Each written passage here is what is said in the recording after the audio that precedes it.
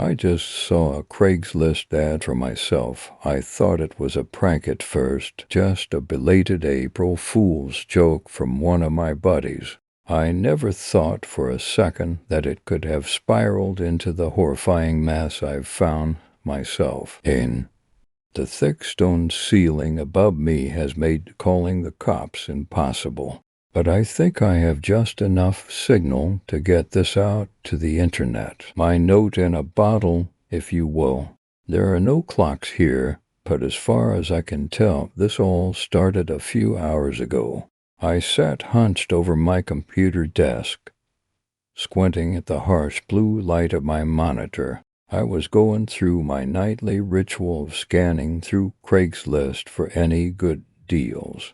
I was moments away from powering the computer down and giving my tired brain a break when I saw it. The image was so surreal, it took me a moment to figure out what I was looking at. There, nestled between a vintage typewriter and a dusty old sofa, was a picture of me. The title was my full name, and the price was listed at $1,500. I mentally went through all my friends and family, trying to figure out who would do something like this, but came up empty-handed. I saw there were more pictures and went to scroll through them, but hesitated. I was afraid that I'd be met with fuzzy Polaroids of me taken from behind bushes and through windows. However, as I scrolled through the images, I realized I recognized each one. I'd taken them.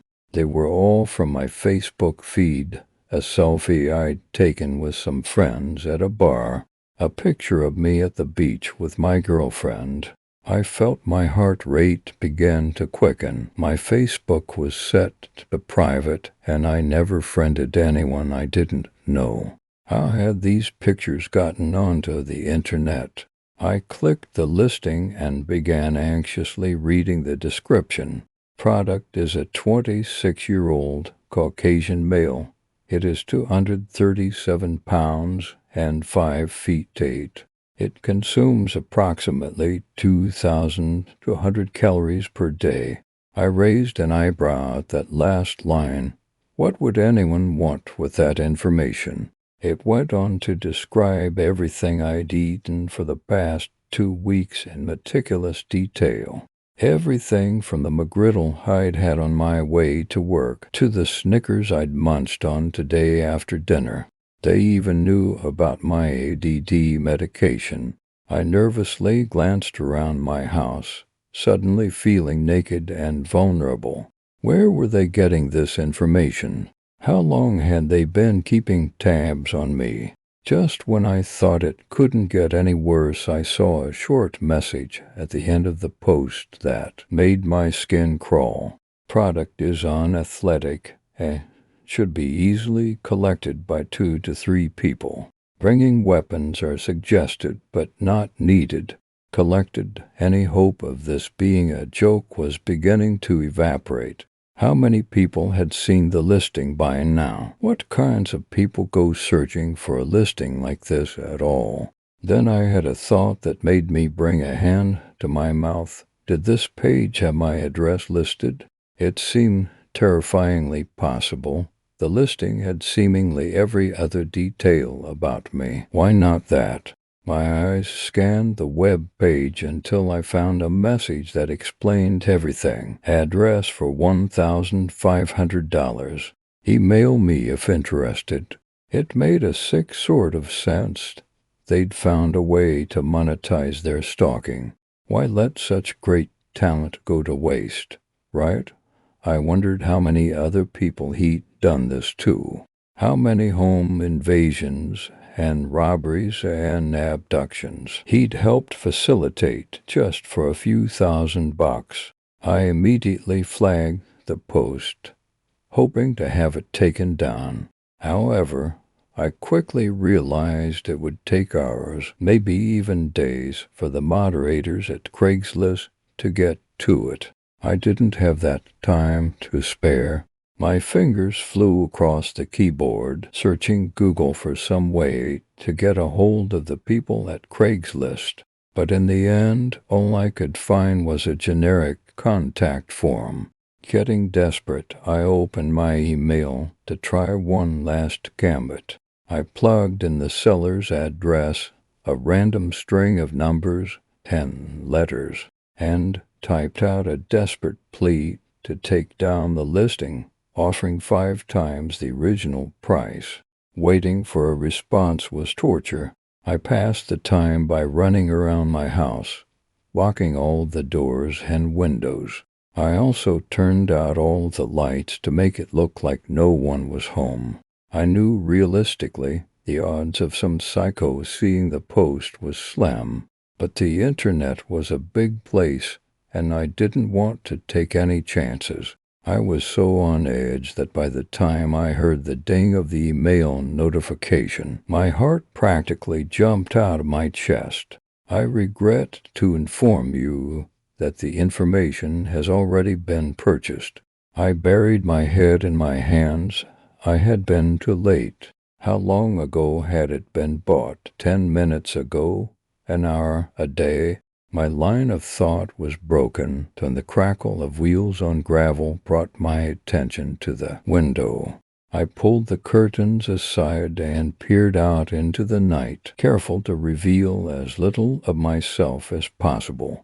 A black SUV was pulling into my driveway, its occupants hidden behind a dark window.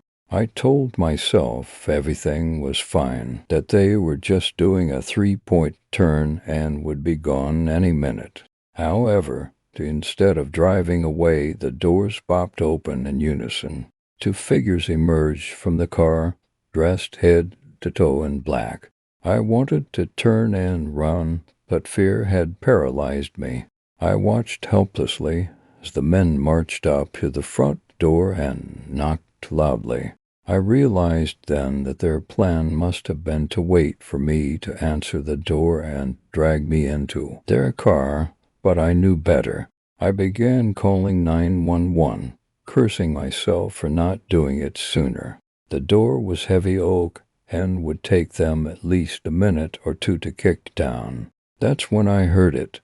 There was a strange beeping sound coming from the other side of the door. After racking my brain for a few moments, I figured out what it was. It was the beeping of my door's keypad. They couldn't possibly know the code, could they? Then it dawned on me. The creep who'd posted the listing knew everything about me. Of course, they knew the passcode. My blood ran cold, and I dashed away from the door, looking for a place to hide. Click. The door unlocked. I ducked behind a corner into the kitchen just as it began to slowly creak open. The back door was at the other side of the kitchen, and I began creeping toward it, grateful I'd turned the lights out earlier. The 2 men cautiously stepped into the living room, talking in hushed voices about where I might be. I had almost made it to the back door when I bumped into the kitchen table. I cursed myself for not seeing it. Their whispers immediately stopped, and they began marching toward me, forcing me to improvise a hiding place. I slipped into my kitchen's pantry and shut the door just as the light clicked on.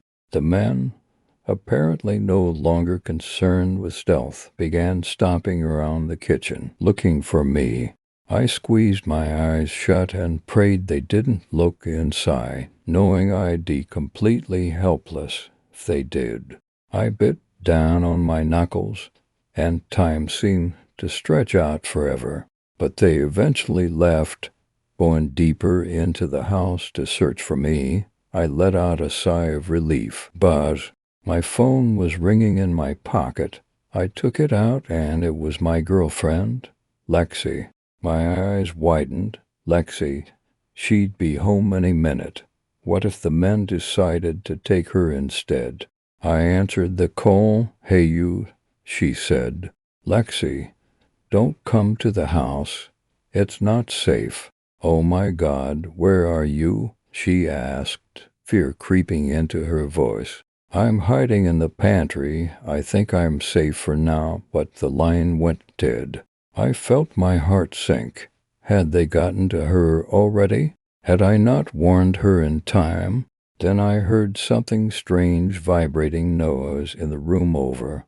One of the men's phone was ringing. He answered it and listened a moment. His voice was raspy and muffled. He's where? Another pause. Then footsteps, thundering straight toward me. My mind raced momentarily, and then it hit me. The one who had posted the listing hadn't been stalking me. They had been living with me. Lexi was the one who'd posted it, and she just told them exactly where I was. I burst out of the pantry and made a break for the door, just as the two men rounded the corner behind me. I wanted to look back but fought the urge. If I looked back, I'd get nervous, and if I got nervous, I'd stumble, and if I stumbled, they'd drag me into their car and do God knows what. I flung open the back door and ran into the cool, damp air. However, before I could make a break for it, one of them caught me by the hood, snapping my neck back. The fabric tightened around my throat like a snake, making it hard to breathe. I blindly threw an elbow behind me, and it connected with his ribs. The man cried out in pain, and I felt his grip loosen by just a fraction. A fraction was all I needed. I tucked in my chin, drew in my arms, and wriggled out of the hoodie, falling to the wet earth on hands and knees. I made a mad dash for the tree line. As I ran, I heard angry shots from behind me. Just shoot, the damn thing is jam. Oh, give me that. A loud pop rang out in the night, and something whizzed past my ear. I wondered what they'd shot at me.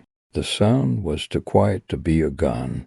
A quick glance behind me revealed one of the men was holding what looked like a small, lightweight sniper rifle. It was green with a strange white chamber at the bottom. What the hell is that thing? The man shoved something inside, clicked it back, and took aim. Pop. Fear shot through me like a bolt of electricity. I jerked my body out of the way just in time for something to fly past me and bury itself in a nearby tree.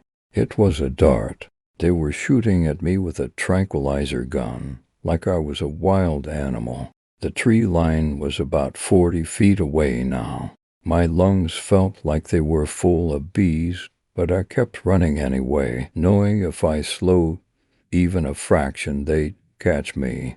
I did my best to avoid the darts, diving out of the way whenever I heard one of those sickening pops. But eventually, my luck ran out. Just as I reached the tree line, ready to disappear behind the dense foliage, I felt a red-hot sting in my back. Exhaustion began flooding my body, making my movements slow and sluggish. The world spun around me, and soon I found myself on the forest floor. My memories of what happened next are jagged and frayed. The click of a trunk, the jangle of chains. When I finally came to my senses, I found myself on a damp, concrete floor, bathed in darkness, shivering from the biting cold. The only noise breaking the eerie silence were the heavy thuds of footsteps over my head.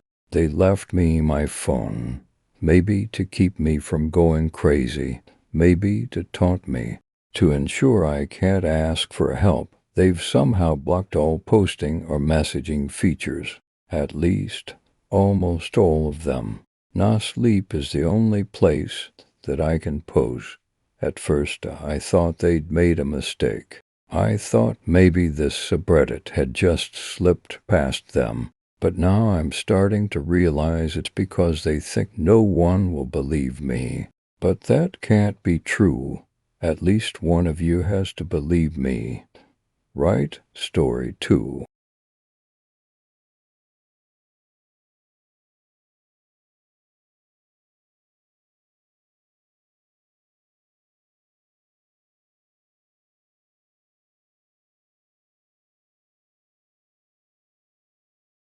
I should never have answered that posting on Craigslist. I was desperate.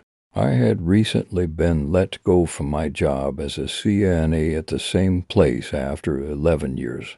Not even a thank you. I was a young woman trying to make ends meet and thought I'd struck gold when I first read the posting on Craigslist. Caregiver needed for elderly couple, mostly for wife. Duties will include assisting with bath and dressing. May also include some cooking and cleaning. Experience is preferred along with a kind heart and worker-bee-like attitude.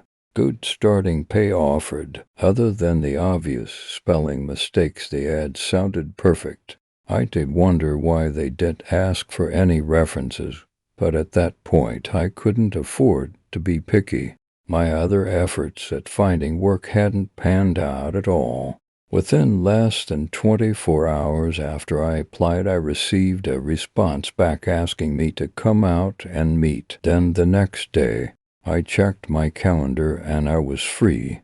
The town was basically one main road running straight through the center of town. There were a few homes on each side. A lot of them were multi-level homes, with some having yards that looked neglected and needed sprucing up. I pulled up to the house with the GPS blaring, "You have arrived at your destination." I got out of my car and took a moment to look around a bit more. As I was scanning, my eyes met those of an elderly man sitting in a chair on his front porch.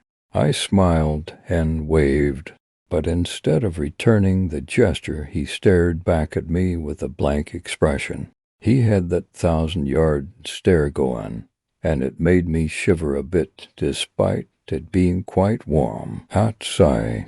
I didn't see anyone else out and heard no sounds except an occasional bird chirping somewhere unseen. There was an eerie calmness about the whole area. Answering the front door after several knocks was an elderly man. He introduced himself as Douglas. He welcomed me inside and asked me to take a seat in his living room. I sat down in an open chair, with Douglas saying he'd be right back as he walked upstairs.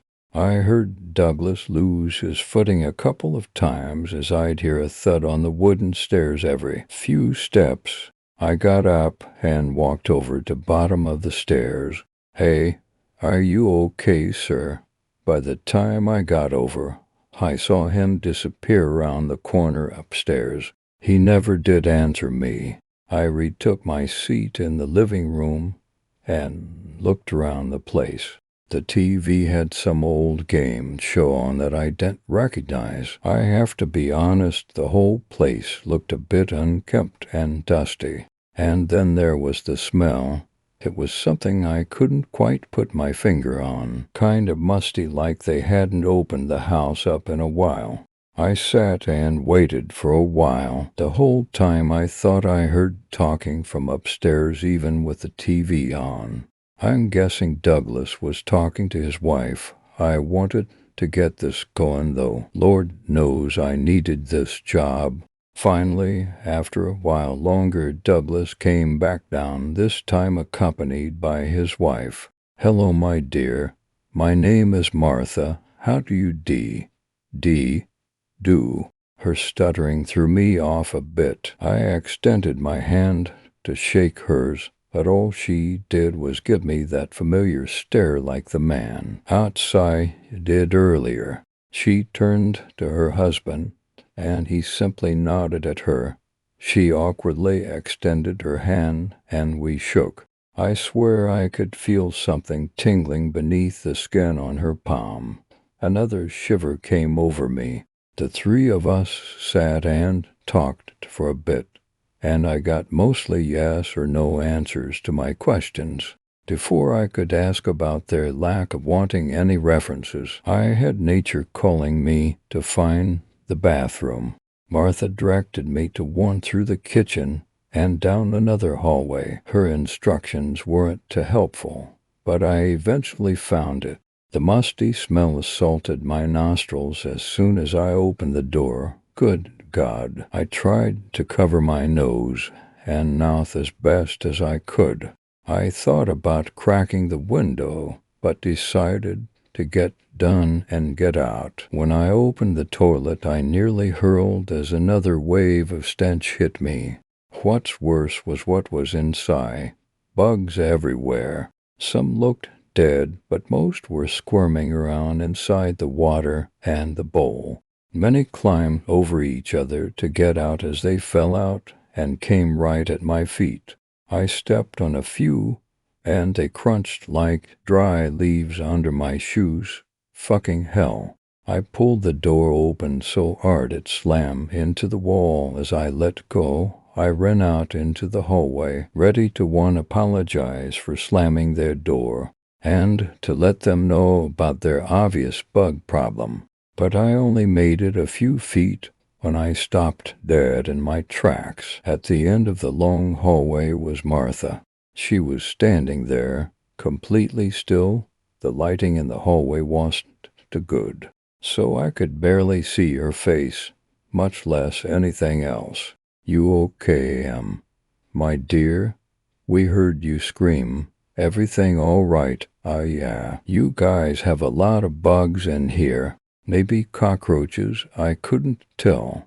And I'm really sorry about the door." "Don't worry about the door, my dear. Happens all the time.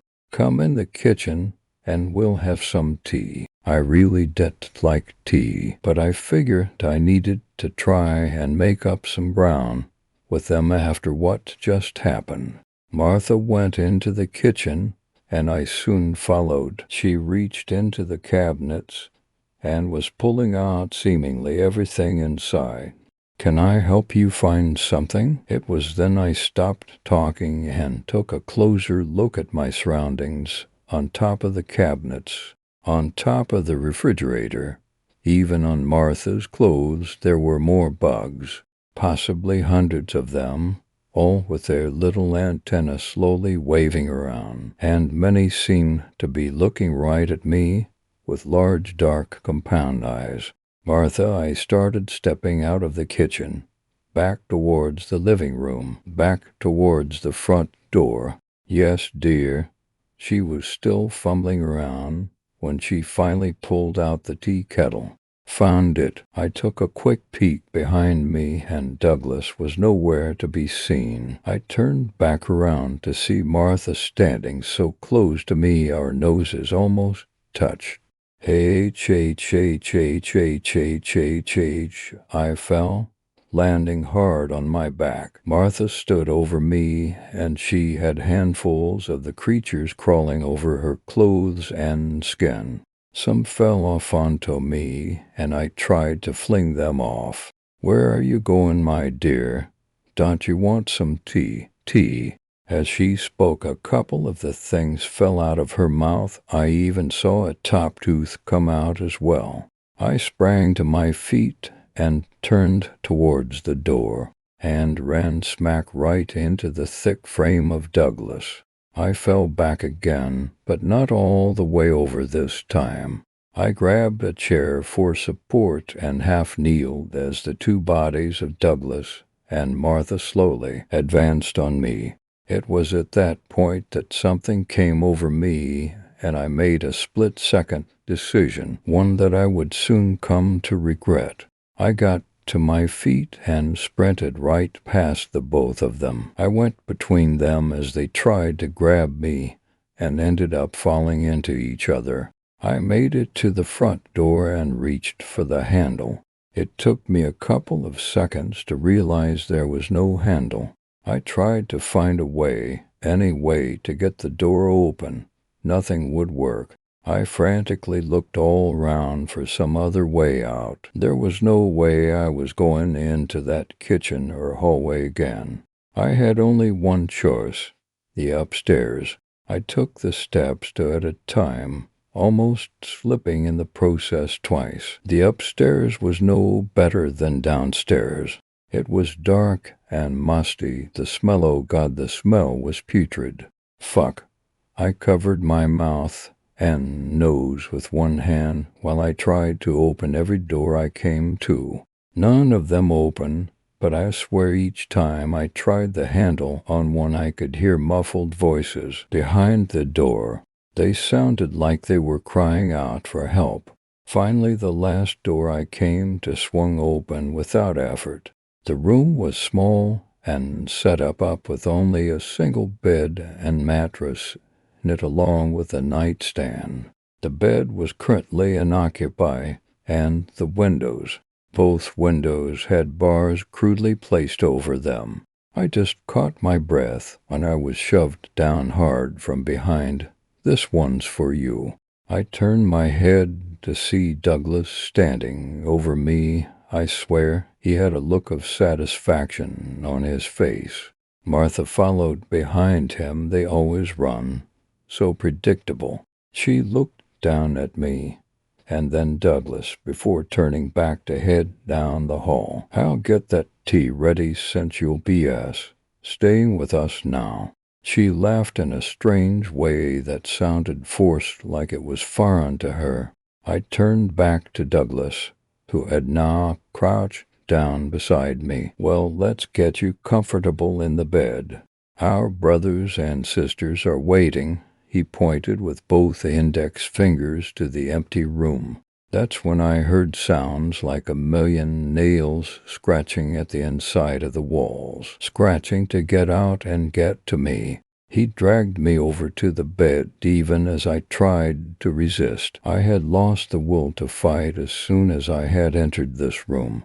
This had been their plan the whole time, and I walked right into it. God only knows how many others they had trapped in here. Douglas threw me onto the bed hard, and we struggled against one another. He held my arms tight and sat on my pelvis to hold me down.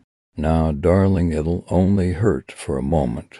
He leaned over me a bit and opened his mouth wide. That's when I heard his jaw pop out of place. I could hear a loud hissing noise from down in his throat. Then I saw them making their way up and out of his mouth to thick and hairy long antennae. They moved about wildly as the head of some godforsaken monster pushed its way up through his throat. As this was happening, I could feel his hold on me lessen up a bit. I searched all around me for anything. To my left, sitting on the nightstand, was a lamp. It wasn't plugged in, so with everything I had I pushed Douglas off of me and onto the floor. At that moment the head of the thing had started to emerge. I saw two huge and dark compound eyes look at me before I took the lamp and smashed it.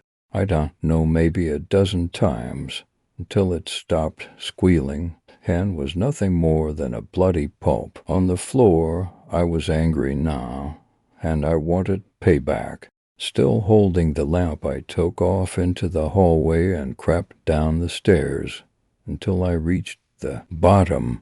I heard Martha, still in the kitchen, fumbling around. I made my way towards her, stopping just before the open doorway. Martha was trying to hum some tune, albeit offbeat, and she had her back to me. I ran in, gripping the lamp in both hands. "Here's your goddamn tea." I smacked her upside the head, and she fell down into the cabinets hard. Her whole body started to convulse as I dropped the lamp and ran to the hallway, the one I said I'd never go back down again. I remembered now the bathroom had a window. I opened the bathroom door and saw my chance at escaping this place, and much to my surprise, there wasn't a bug in sight. I forced the window open and pushed the screen. I climbed out and ran through the tall grass and weeds right to my car.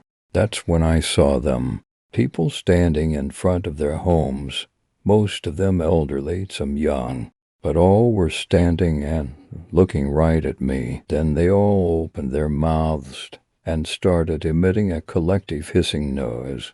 It was so loud and awful I had to cover my ears as I got into my car. I floored it in reverse with all the people still standing and now pointing at me. As I drove away, I looked and saw the man I had waved at earlier when I arrived in town. He was waving back this time and had the fakest-looking half-smile I'd ever seen. His waving arm fell off at the shoulder, and he looked down at it. I turned away in disgust and never looked back. When I was sure I was safe and far enough away, I stopped and called the police from a gas station I found. It was a neighboring police department, and they said they'd look into it right away. When they questioned me 2 days later back at my apartment, they told me the whole town had been abandoned. There was no trace of anybody. Homes left empty, some still with the TVS on. I asked about any people trapped in the house I was at. The officer just shook his head silently. It took a while, but I did find another job at an assisted living facility. This one I applied for in person, though, and I'm happy to say it's a great place. A bit of a drive, but it's worth it. No bugs as far as I can tell. I just want to leave you with this warning, though. Those things, whatever they were, are still out there somewhere. I don't know what they are or where they came from. And I think I made a mistake by killing what was inside of Douglas. At night I can hear the sounds of scratching in my walls. It's my turn for payback. So watch out for news of strange disappearances in your area. And if you ever see a posting like the one I did on Craigslist or anywhere else, take my advice. Avoid them at all cost. I have to go now. The scratching is getting louder. Story 3. Trust the men on Craigslist. If you're going to judge me for meeting a stranger on Craigslist, I'd prefer that you stop reading right now. I live with enough internal judgment as it is. I was 20. I had a used 1999 blue-green Toyota Corolla, social anxiety, and $19.13 in my bank account. It was the first semester of my junior year at Carleton College, and there were half a dozen get-togethers every weekend that I was running out of excuses to avoid. So I decided that babysitting would be the perfect way to spend my Friday nights. The thought of spending my weekend nights all alone studying while making $9 an hour soothed my neurons more than I could possibly say. Don't judge me. You don't know my life. So when I found Amy on Craigslist, everything seemed perfect. Chloe was 5. Ivan was in his terrible 2s. Get it? After a week of email and text exchanges, I felt like I really knew her. She was 33 years old and a stay-at-home mom who was itching to get back into the workforce. You're perfect, she had disclosed several times via text. Nothing seemed sketchy. And if you can't make a leap of faith at least once in a while, doesn't that make for a miserable and empty existence? I was the consummate professional. I had a pantsuit and everything. Yes, I was wearing Converse to a job interview, but it was kid-friendly, and I was ready to charm the shit out of those fucking kids. I pulled the Corolla in front of the house at 7:30 p.m., for the 8 o'clock interview, then sat and stared out the windshield for 20 minutes before walking in 10 minutes early, because you know the anxiety. It was already dark by that time in the Minnesota October, and I slipped my way up the frozen cement walkway in an oversized parka and mittens. I rang the doorbell with my thumb and waited. As I watched my breath rise up in plumes, I imaged all the bad things that might be happening behind that door. I couldn't help it. I was relieved when it finally opened, and extremely tense when it wasn't Amy. Unless Amy was a baby-faced man-child with a creepy smile. He stared at me pale-faced, for several awkward seconds. Then his eyes started to gravitate past my neck and toward my chest. I stated awkwardly. His eyes snapped back up to mine, and he offered a delighted smile. Come on in. Amy, she's my aunt, and she's in the back with Chloe and Ivan. I watched the steam rise in front of me as I breathed a sigh of relief. He knew everyone's name. That meant he could be trusted. Right, I walked into the house, past the staircase, and he snapped the door shut behind me. It was a pretty nice place, to be honest. He walked past me, deeper in sigh, without offering to take my coat. I waited for a beat, then took it off, looked around, and left it on the floor. I really didn't want to inconvenience anyone by asking where I should put it. I kept the mittens on because my pantsuit had no pockets. Trotting quickly, I followed him into the kitchen. We went through and came out into a living room, where he sat down on the couch. He patted the cushions next to him. I froze in place at the thought of sitting next to a stranger. After an uncomfortable silence, I finally addressed the stranger, which I hate doing. So will I be meeting the kids tonight? I paused, because I thought I'd be meeting the kids tonight. I was an eloquent speaker. Amy wants you to interview with me, he said in voice that tried to be smooth, but was just creaky. He licked his lips. I have to pee, I announced chipperly. Which way? The man-child looked genuinely confused. It's the room with the toilet in it. This raised an alarm. One of the very uncomfortable things about social anxiety is knowing that there is sometimes legitimate anxiety that needs to be separated from the things that my friends see to placate me. Do you know that feeling you get when you're about to encounter an ex who you're totally over, but not really? For the first time in months, knowing that he'll be showing up with another woman, combined that with looking over the edge of a 3-story roof while watching a kid faceplant on the concrete and knocking out his front teeth. That's the level of anxiety that consumes me, and I can't control it. I couldn't control it in that moment. I tried to think of something to say, but just gave up and walked out of the living room. The bathroom is the sanctuary of the anxiety-stricken, so I darted my face all around the house in search of one.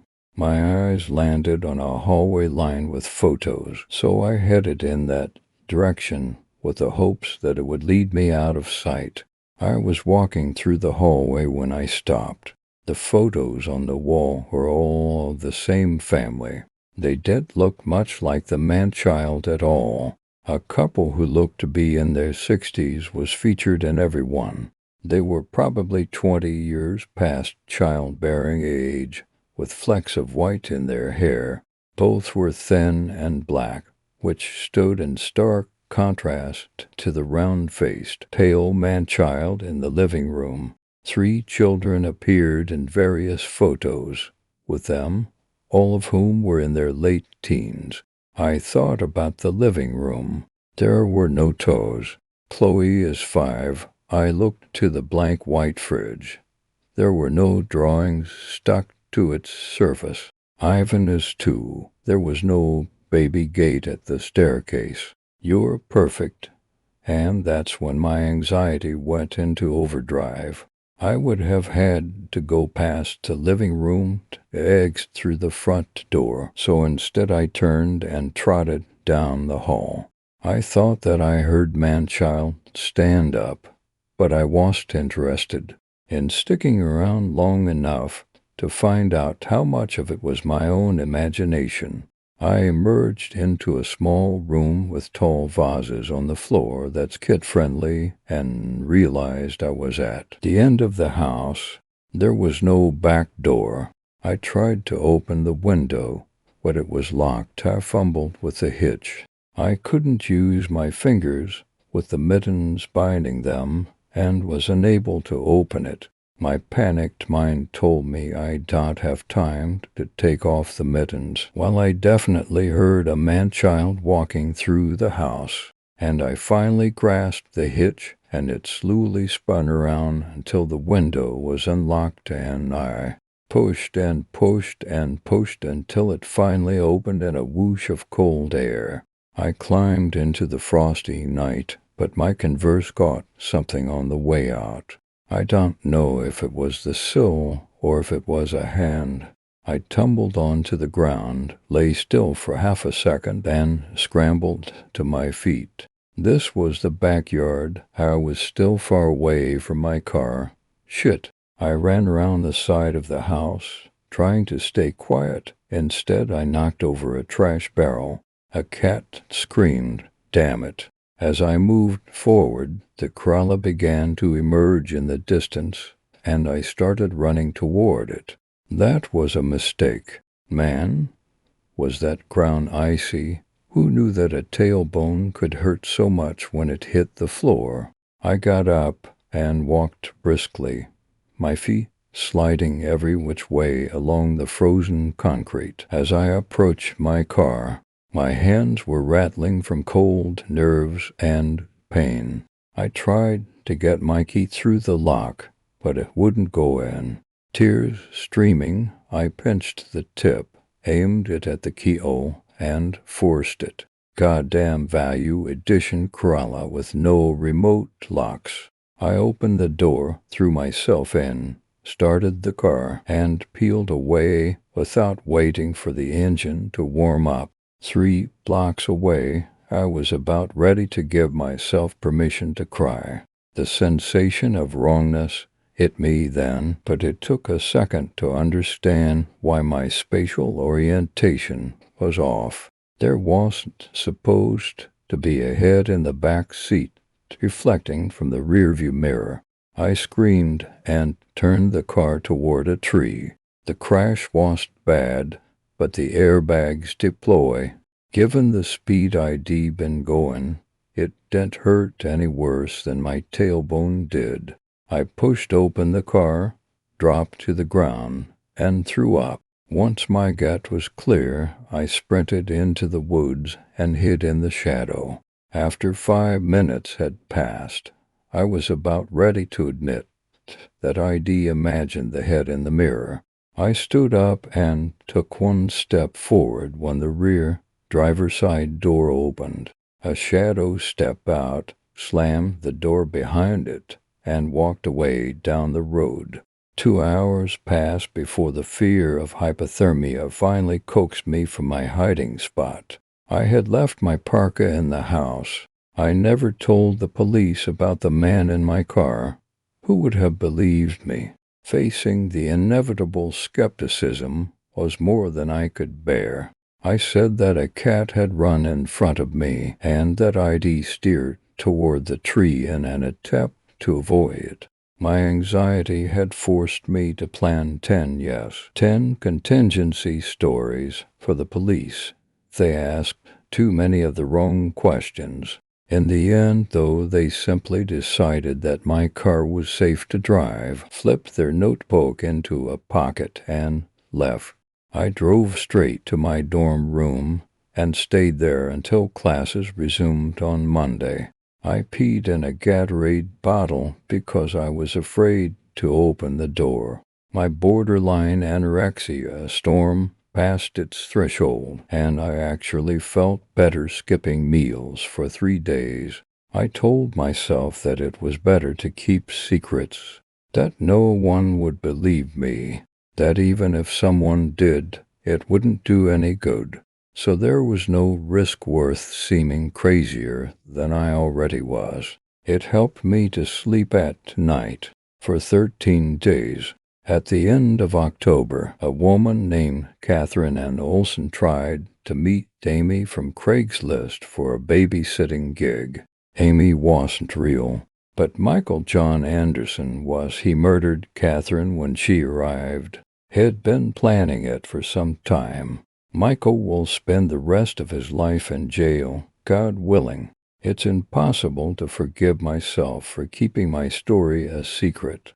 The knowledge that I was so close to dying and saving someone else and doing so has set fire to every nerve in my body. I had to drop out of school. I was never able to drop back in. That night has shattered my life. Paranoia, fear, and guilt are as omnipresent as sound and light. In a way, he'll spend the rest of my life in jail, too. Story 4. Well, I'm never taking a job on Craigslist again. So, over the last 7 months, I've been working for someone I responded to on Craigslist. Well, I'll just explain everything. This seems like an appropriate place to post this. I was scouring the internet for some sort of paying gig. I didn't really care what. Then I came across a post on Craigslist. I had just refreshed the page, and there it was. Someone was looking for a person to come by and feed their pets. I assumed they were going out of town or something, so I contacted them and left my number through email. I got a response immediately in the form of a phone call. The caller was a man who explained to me that he was moving out of town and his parents had cats they wanted fed daily. I gave the man my name so he could run me through a cursory background check, and in about 20 minutes I was hired. I went there the next morning to get all the instructions and whatnot, and met the man I'd spoken to on the phone. His name was Ben. Ben explained to me that he would no longer be able to care for his parents' cats, and that his parents needed to focus on themselves. So I was being brought on to take care of that. The money would be left on the kitchen table at the end of every week, $1 to $100 a week just to feed some cats, I know, right? In addition to that, money for more cat food would be left for me as needed. Then he told me the first thing that I thought was strange. I was to come at exactly 10 o'clock a.m. every day and be gone by 10 a.m., and I was to never, under any circumstances, to interact with his parents. He told me that when I'm in their home, they will be in their chairs in the living room, watching television, and that I was not to disturb them ever. He asked if any of that would be a problem, to which I assured him it wouldn't. He then showed me the area in which the cats eat there were for cats, and where the food was kept. While not rude in the least, he was very adamant that I not explore further in the house, which I promised him wouldn't be a problem. He ushered me outside and showed me where the spare key was in case the door was ever locked, but he told me that was very unlikely to happen. And with that he expressed his hope that I could be trusted one last time, shook my hand, and told me to be there at 10 a.m. every day starting tomorrow. If I was ever unable to make it, call and leave a message on their home phone, to which he gave me the number. I shook my head and was on my way. The next day came, and I went inside at exactly 10 a.m. I walked into the house, and immediately to my right were Ben's parents, sitting in recliners, facing away from me, watching some kind of game show. I announced my presence, which they ignored, and made my way to the kitchen. I fed the cats bowls and left. This exact same scenario played out countless times over the next few months. 10 a.m., unreturned hello, feed the cats, leave. On Fridays, I would pick up the small stack of $20 bills from the kitchen table. It was the easiest job I ever had. Then came the inevitable. One day, I was running late. I got to the house at 10:08. I entered and apologized to Ben's parents for being late, to which I once again got no response. They just kept sitting in their chairs watching their game show. I went to the kitchen and fed the cats. I looked at my phone, which read 10:11, and walked down the hall towards the front door. When I reached the living room, I jumped and gasped out of shock. Ben's parents were now standing in the dark behind their chairs, completely still, staring directly at me. I apologized for running late and got out of there. Though unnerved, I went back the next day on time, and everything was fine. A few more months went by of nothing strange, and then came the last day I was there. I got there at 10:03, but wasn't worried because I knew I could be out before 10:10. The problem came when I was in the kitchen and I heard someone whisper the words, "Help me." It startled me, and I jumped, looking around for the source of the cry for help. I saw no one around, but I heard it again, and then a third time. I began looking around before realizing I was running behind. I looked at my phone, and it was 10:10.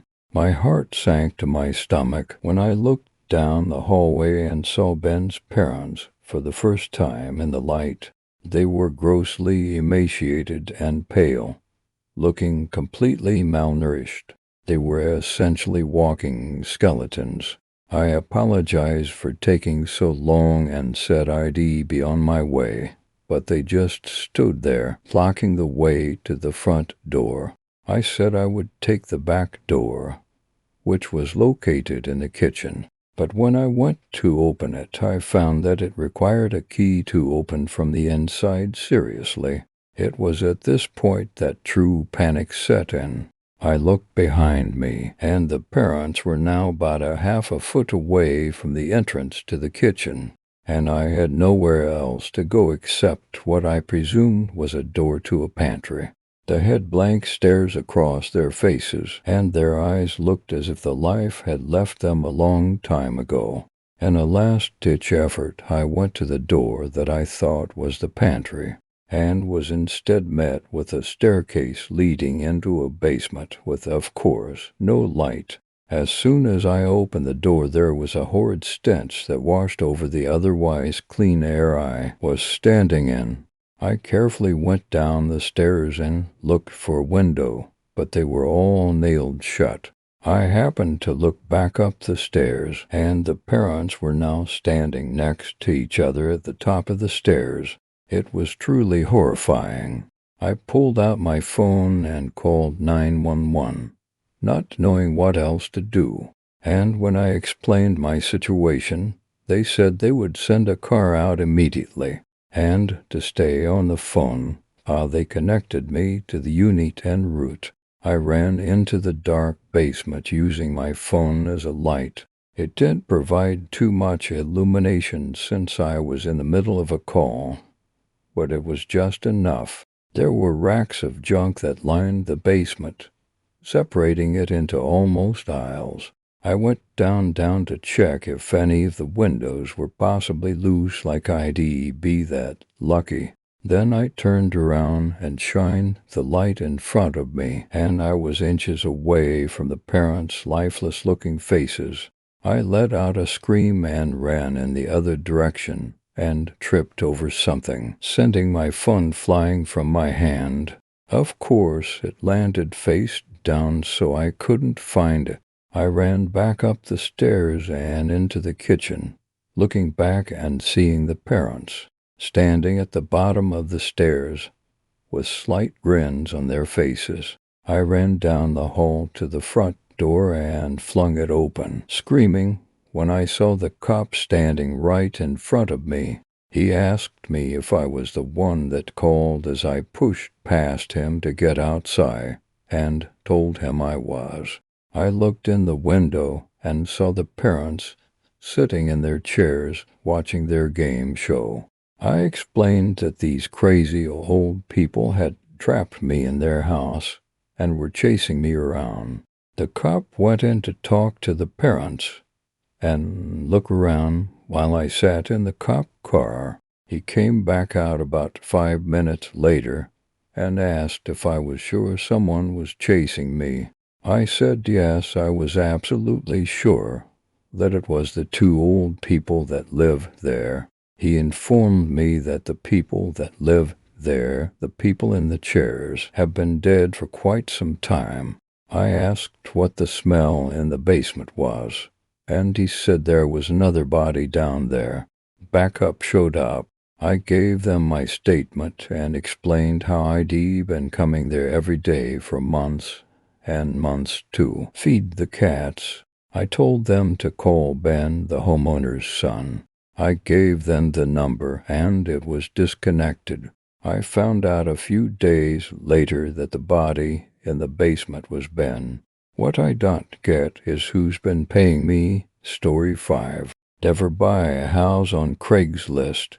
I guess everyone has heard about a Craigslist horror story, but no one expects to end up in one. I'd expected that buying a house was expensive, but I'd never thought that expensive. In my desperation, I opened Craigslist. I didn't expect to find anything there, but that's exactly what I did. The ad was as simple as it could be. Small house for sale, way below market value. I clicked on it in an instant. When I saw the price, though, I was sure the seller had made a mistake. There was no way someone would sell a house that cheap. The place looked decent from what I saw in the pictures. Eventually, I found the seller's phone number and called him. I honestly expected the price to be a mistake. Hell, maybe it was all a scam. Instead, I found myself on a call with a man named Wilbert Johnson. When he told me the place was still available, the first thing I asked about was the price. The old man assured me there was no mistake. It was an old house, he said, in the middle of nowhere, and he wanted to get the sale over with as soon as possible. There was a catch, though. He wanted the payment in cash only because he didn't trust the banks or any of the real estate agents. Some other people had shown interest before me, he said, but they'd all gotten cold feet at the mention of this. I didn't see a problem with it. Hell, things would be way quicker that way. I guess that was my first mistake. To make a long story short, a week later, on a Saturday morning, I found myself on the 3-hour drive to old Wilbert's house, which I hoped would soon be mine. When I arrived, the old man greeted me with a bright smile. He was a sturdy, hard man in his late 50s, from what I could tell. "You Mark?" he asked as he reached out to greet me. I nodded, "Yes, sir." "Well, that's the place," he said, and stepped aside to allow me a better view of the small house. I had to look around for a bit before I stepped inside. The moment I did, the old floorboards welcomed me with a loud creak. The moment it happened, an anxious expression washed over the man's face. "Guess you were right," I said, laughing. "The place is pretty old. It sure has character, though." When he heard that, relief flooded over his face and his smile returned.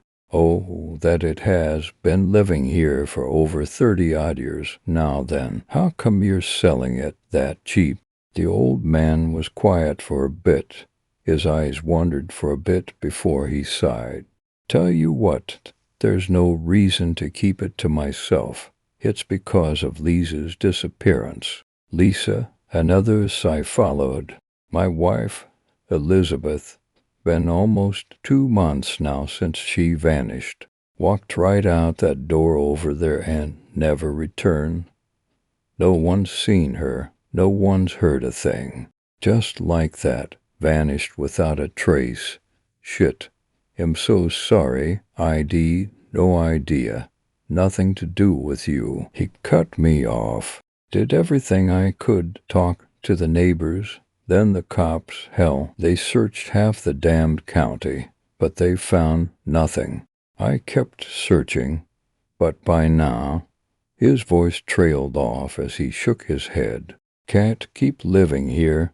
Everything reminds me of her. That painting over there, she drew it a good 20 years ago. See that tablecloth? She bought it at a flea market a couple of years back. Isn't it beautiful, Wilbert? She asked. Been stuck with the ugly thing ever since. Whenever I see it, I can't help but wonder where she went and what happened to her. It's just too much. He broke up, his voice trailing off. I stood there, shuffling around, not sure what to say. I was never good at those things, things, I mean. After a few moments, I opened my mouth when I heard something. It was a small, quiet sound, like scratching. In a moment, old Wilbert stepped up to an old radio and turned it on. I stared at him as the music drowned out the sound. "Sir, what are you?" When he noticed my stares, he looked embarrassed and turned the radio back off again. "Well, that's another reason the place is so cheap. So what's causing it?" "Ghosts." I stared at him, but his expression didn't change. I opened my mouth to inquire what the hell was up with that when he burst out laughing. "Goddamn it. Pull your leg. It's rodents. We've had problems with the damn beasts for half a decade now. Dunno where the buggers come from, but they sure are persistent. They're digging through the dirt outside and crawl into the walls. Never been able to figure out how they do it. Might as well be a cat in there, too. Heard they sometimes crawl after mice or cat and end up getting stuck." I shrugged. "Well, I planned on renovating the place anyway. Remember you telling me about that? I've got quite a bit of junk stored up. Been planning to give the place a good old once-over myself, but with Lisa going missing and all that, I never had time to do it with that." He led me to his garage and presented me with an assortment of tools and materials. "Tell you what, he'll add all of it to the house for free.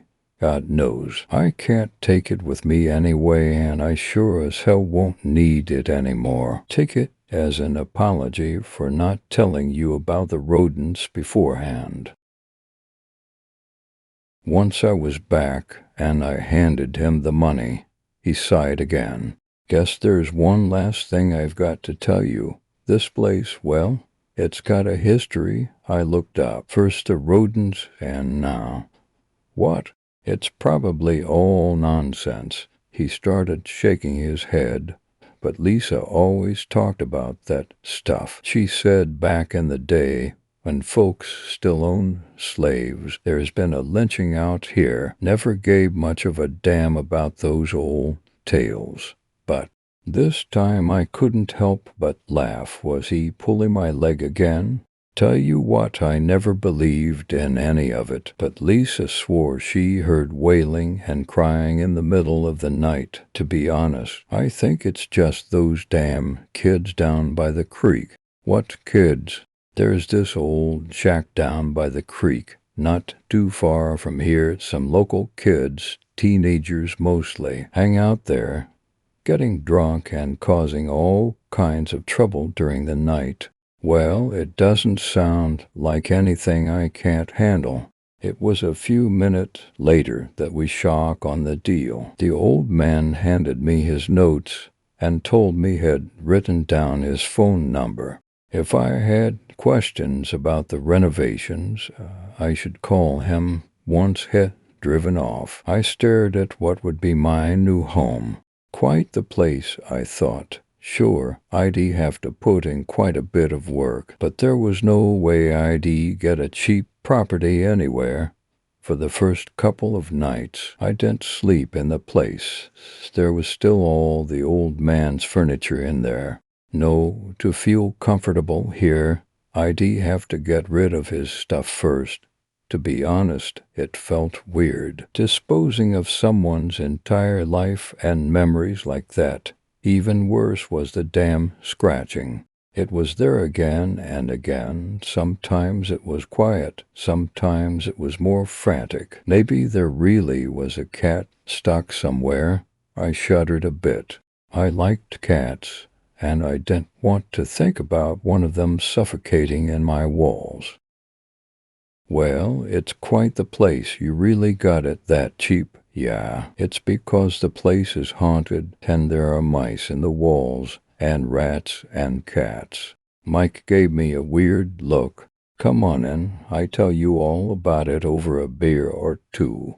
As the two of us sat on the floor in what would one day be my kitchen, I told him all about old Wilbert and the stories had told me, as if to prove that I wasn't bullshitting him. The frantic scratching started again for a moment. He listened intently. Doesn't sound like mice to me. Could be rats, though. We're better of getting some poison or call an exterminator.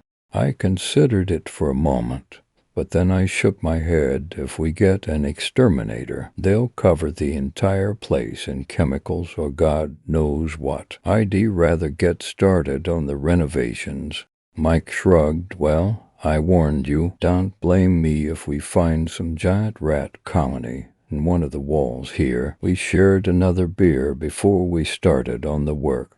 There was a lot to do. The floorboards were old and rotten in many places. The wallpaper was stained and old-fashioned, and some partition walls had to go. I decided either way. We had a busy few days ahead of us, hell, maybe even a week.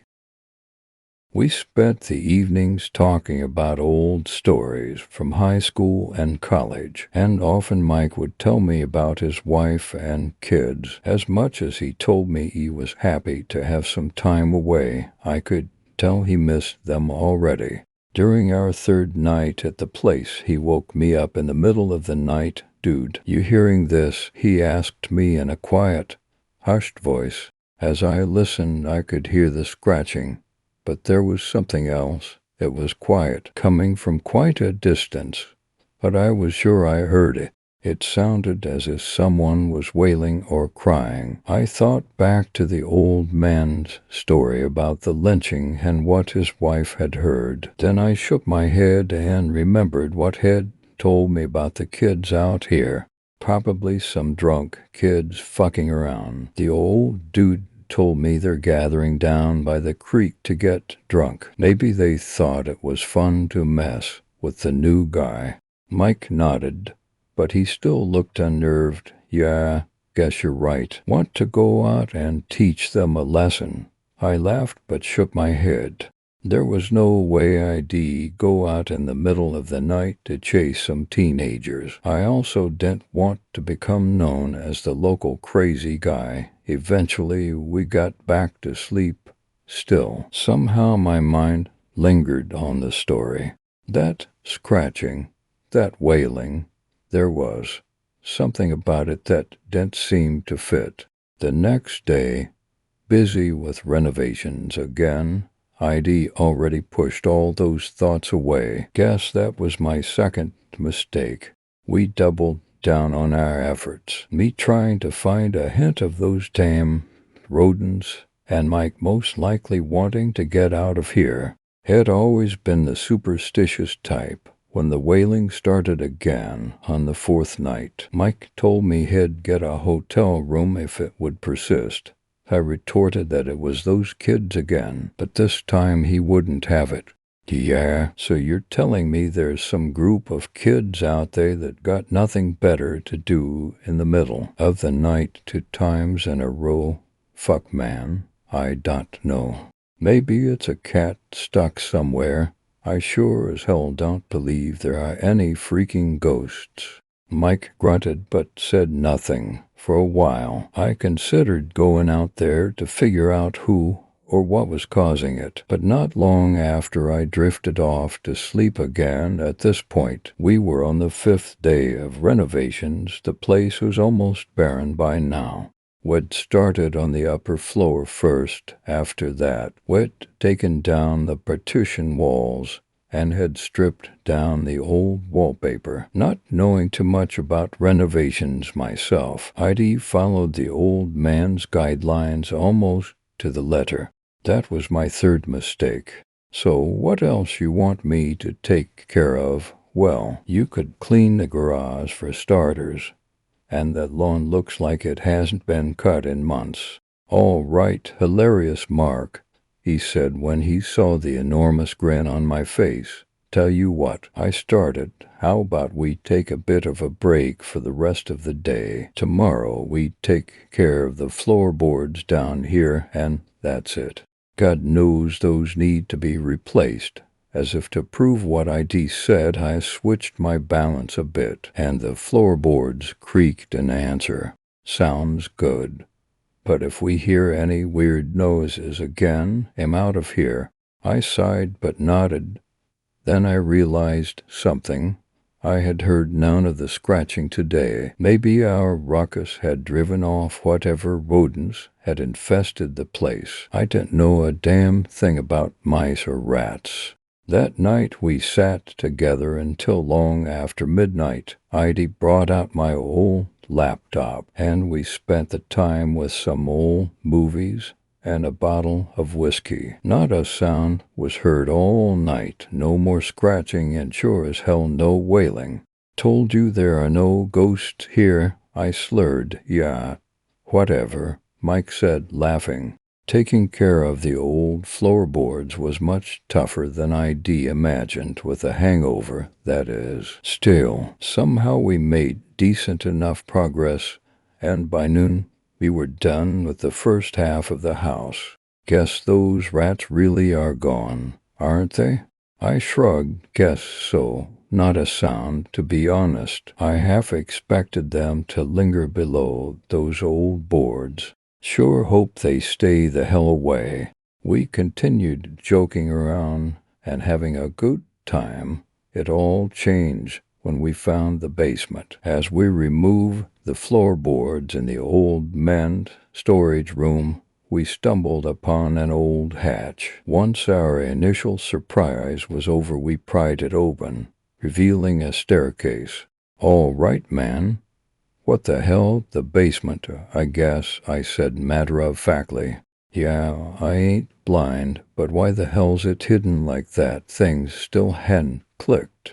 Who knows? Maybe he just didn't use it. Hell, maybe it was infested by rodents, so he sealed it off. Yeah, or it's his secret serial killer basement.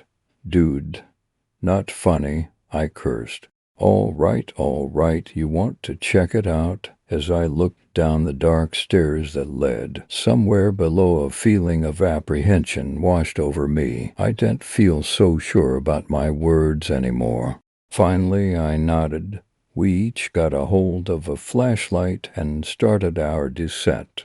There was no light down there, and for a moment I half expected the old hatch to be thrown shut by number other than old Wilbert himself. Shit, man, this is creepy, I mumbled. Will you stop? I don't like this any more than you do. Once we'd made it down the stairs, we found ourselves in a small, damp room. It was empty. Not small, isn't it? Sure is, I said. The entire basement was no bigger than one of the rooms above. Wasn't a basement usually the same size as the house? At least there are no rats, I said. Yeah, but this wall here's kinda weird.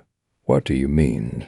Well, he started. Look at the moss and the dirt on all the others. This one's different. Looks kinda new to me. Now that he'd said it, I noticed it too. Sure, the wall was as damp as the rest, but there was no moss on it or anything. I watched as Mike reached out his hand and knocked against the wall. What are you doing? I asked. Shh. He shushed me. He went to one of the other walls and knocked there, then came back and knocked again. Sounds hollow. We both stared at each other. You think that's where the rodents came from? A minute later we were down there again, starting to tear down the wall. Mike had already gotten his flashlight and beamed inside. At first, we saw nothing, but then we saw something on the floor. No, not something. There's someone inside. Ty pressed out. We redoubled our efforts, and soon we'd broken down enough of the wall to enter. The person inside had long gray hair, wore a dirty nightgown, and was female. The old woman's face was frozen into a mask of perpetual terror, and she was without a doubt dead. When I saw the long, bloody scratch marks all over the walls, it finally clicked.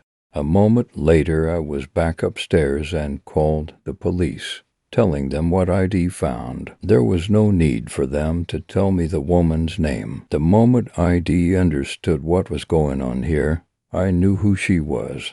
It was Elizabeth Johnson, the old man's wife.